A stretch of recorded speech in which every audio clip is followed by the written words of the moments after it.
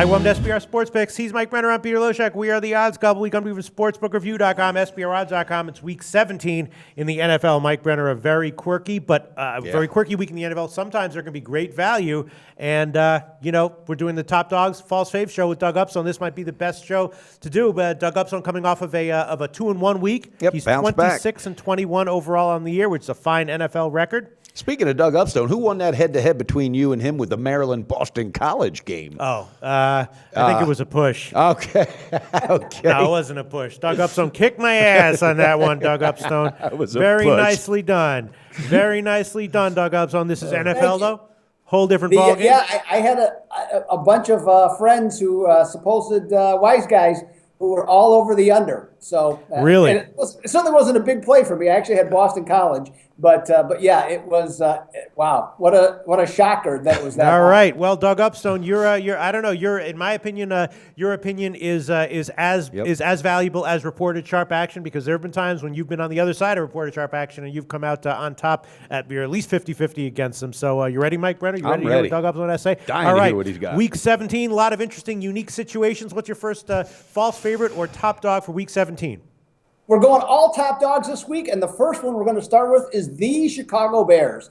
Now, the Minnesota Vikings are the sixth team in the last 26 years to miss the playoffs after starting 5-0 on the season. Then their offense was certainly depleted by injuries in the offensive line and other places, but nobody came through on that offense to do the job, including Sam Bradford. Now, Minnesota might be 12-4 against the spread at home the last couple of years, but is anyone really listening to Mike Zimmer on that team anymore?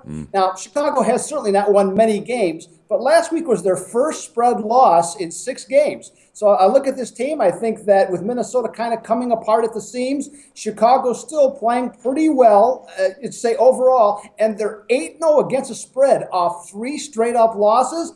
I think the value is going to be with the points with the Chicago Bears.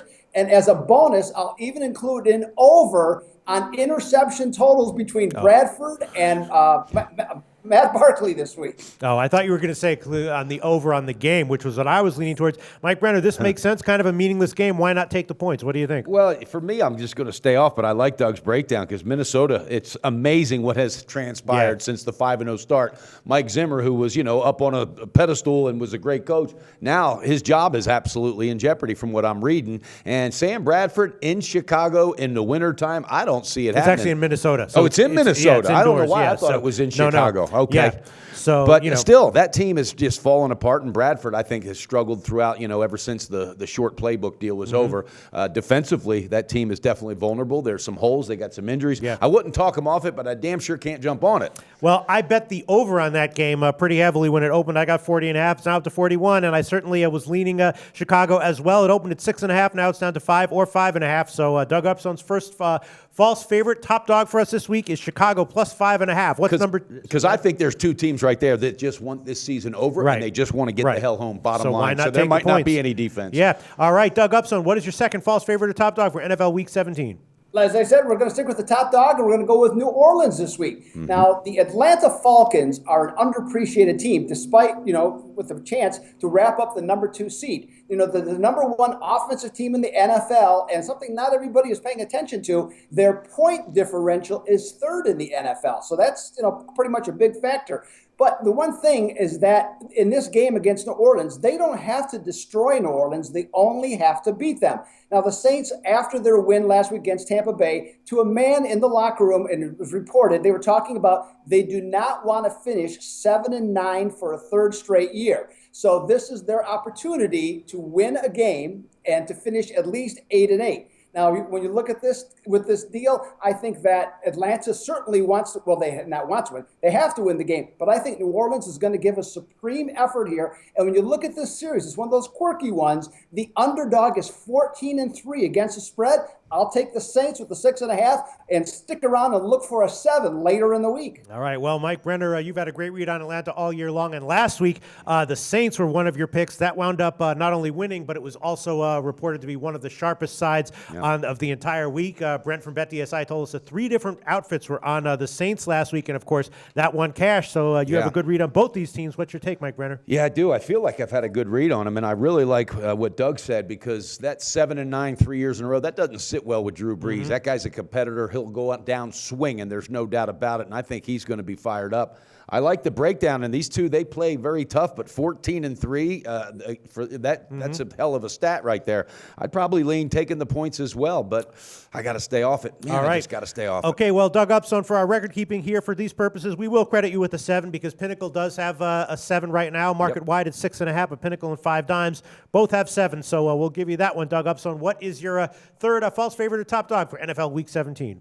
We're going to wrap up with the top dog with the Oakland Raiders. Now, the Raiders suffered a devastating blow with losing Derek Carr last week. And with this such an important game, I mean, this is really a big situation for them because a victory, of course, gets them the number 2 seed. They win the division, and they have a week off. And with that week off, that means a lot of extra practice time for backup Matt McGloin to hopefully improve and to be ready, for the playoffs. Now, Denver, they're clearly not going to defend their title. They didn't even make the playoffs. And there's, let's say, a stream of consciousness out there saying that Denver is motivated to want to knock Oakland out in the playoffs. But yet I read today that Paxton Lynch will either start or certainly play this week against Oakland. So I think any thoughts of Denver being highly motivated to knock off Oakland seems to be pretty superficial at this time.